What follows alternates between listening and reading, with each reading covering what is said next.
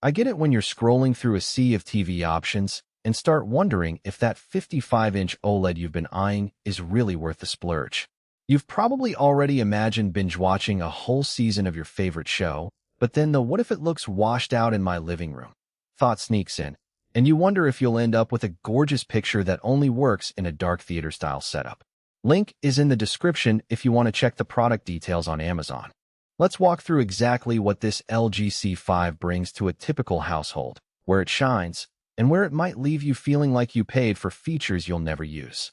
First off, the biggest myth about OLEDs is that they're only for pitch-dark rooms.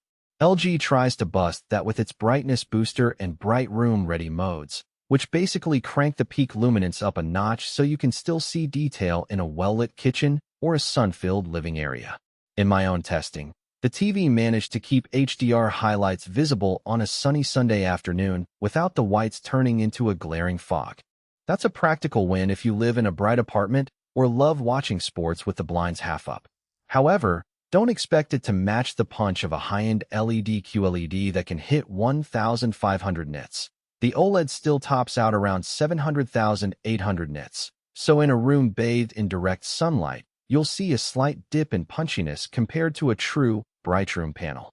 The Alpha 9 AI processor Gen 8 is the brain behind the scenes, handling everything from upscaling old 1080p material to smoothing out motion in fast action scenes.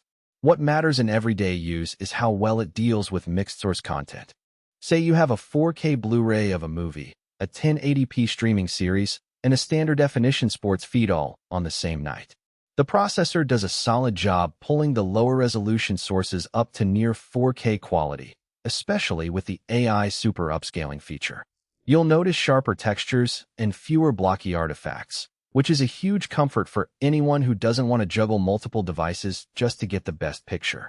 The downside is a slight increase in input lag when you switch to a game console and enable the AI upscaling. Competitive gamers might prefer turning that feature off for the purest response.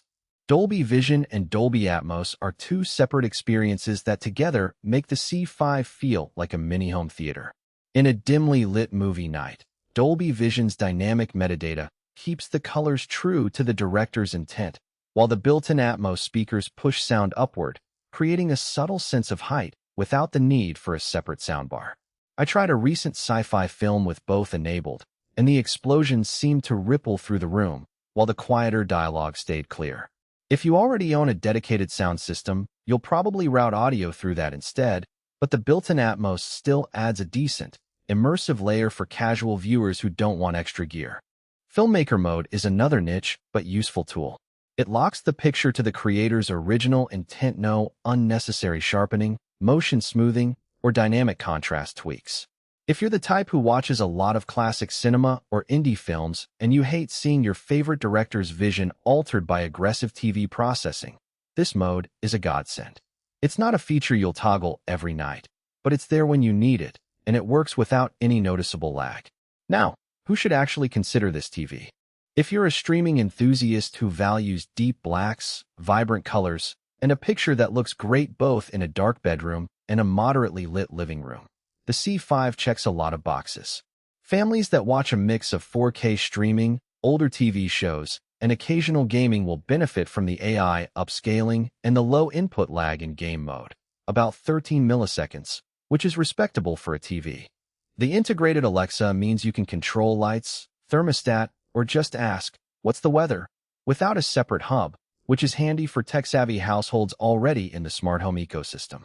On the flip side, if you're a hardcore competitive gamer who needs sub-10 ms input lag and can't tolerate any processing overhead, you might be better off with a dedicated gaming monitor or a TV that explicitly advertises a no-process picture mode.